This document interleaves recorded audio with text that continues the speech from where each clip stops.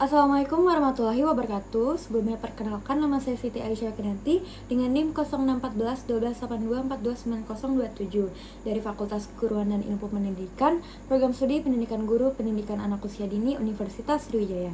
Di video kali ini saya akan menganalisis mengenai teori perkembangan nilai agama dan moral menurut para ahli teori Jean Piaget dan Colbert pada anak usia dini. Kemudian beserta contohnya dari masing-masing tahapan perkembangan moral pada anak usia dini.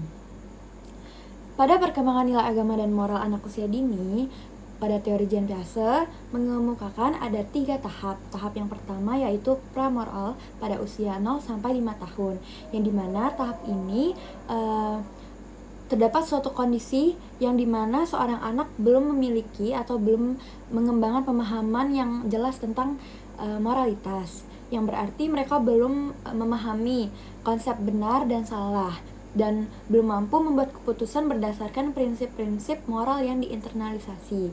Contohnya seperti seorang anak yang ketika bermain dengan temannya tanpa menyadari mereka mengambil mainan temannya, dan itu mereka tanpa menyadari bahwa tindakan tersebut tidak benar.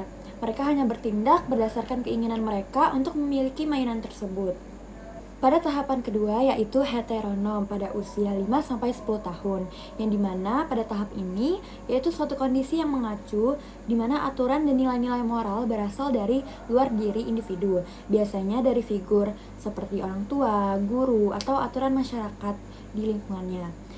Individu mematuhi aturan karena takut akan hukuman atau untuk mendapatkan persetujuan dari otoritas tersebut.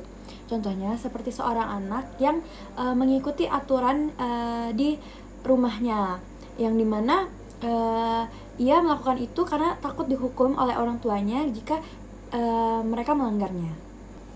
Tahapan ketiga yang terakhir yaitu otonomi pada usia 10 tahun ke atas, yang dimana suatu kondisi yang mengacu pada kemampuan individu untuk mengembangkan prinsip-prinsip moral mereka sendiri dan membuat keputusan berdasarkan nilai-nilai internal. Mereka memahami bahwa aturan dan norma sosial dapat dinegosiasikan dan diubah melalui kesepakatan bersama. Contohnya seperti anak yang ketika bermain dengan temannya itu mereka berdiskusi dengan aturan permainan dan memutuskan untuk mengubahnya agar lebih adil dan menyenangkan bagi bersama-sama, yang dimana hal tersebut menunjukkan otonomi pada tahap otonomi tersebut. Tokoh berikutnya yaitu Colbert, yang dimana Colbert menekankan bahwa cara berpikir anak tentang moral berkembang dalam beberapa tahapan. Colbert menggambarkan 3 tingkatan penalaran tentang moral, dan setiap tingkatannya memiliki 2 tahapan, yaitu yang pertama yaitu moralitas prakonvensional, yang dimana penalaran prakonvensional ini adalah tingkatan terendah dari penalaran moral. Pada tingkat ini, baik dan buruk diinterpretasikan melalui reward atau imbalan dan punishment hukuman eksternal. Tahap pertama yaitu di mana anak berorientasi pada kepatuhan dan hukuman. Anak berpikir bahwa mereka harus patuh dan takut pada hukuman tersebut.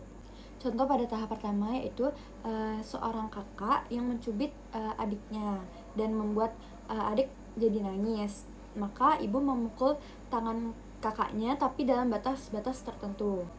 Lalu tahap kedua yaitu individualisme, tujuan instrumental, dan pertukaran. Pada tahap ini, anak berpikir bahwa mementingkan diri sendiri adalah benar, dan hal ini juga berlaku untuk orang lain.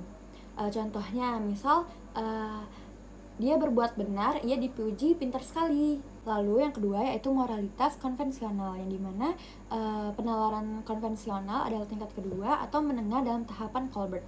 Pada tahapan ini individu memperlakukan standar tertentu, tetapi standar ini ditetapkan oleh orang lain, misalnya oleh orang tua atau pemerintah.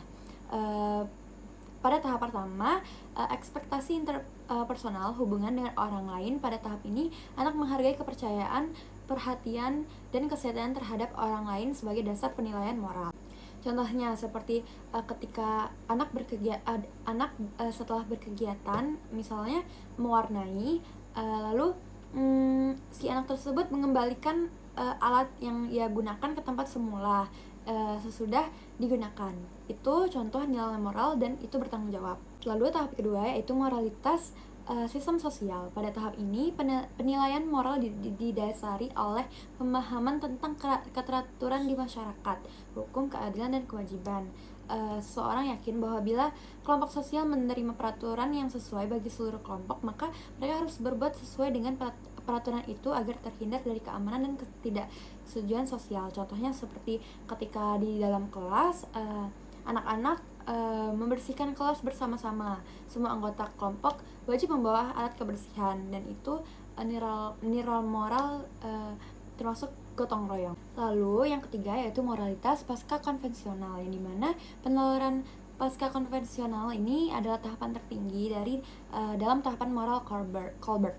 Pada tahap ini, seseorang menyadari adanya jalur moral alternatif dapat memberikan pilihan dan memutuskan bersama tentang peraturan, dan moralitas didasari pada prinsip-prinsip yang diterima sendiri. Ini mengarah pada moralitas sesungguhnya, yang dimana tidak perlu disuruh karena merupakan kesadaran dari diri orang tersebut.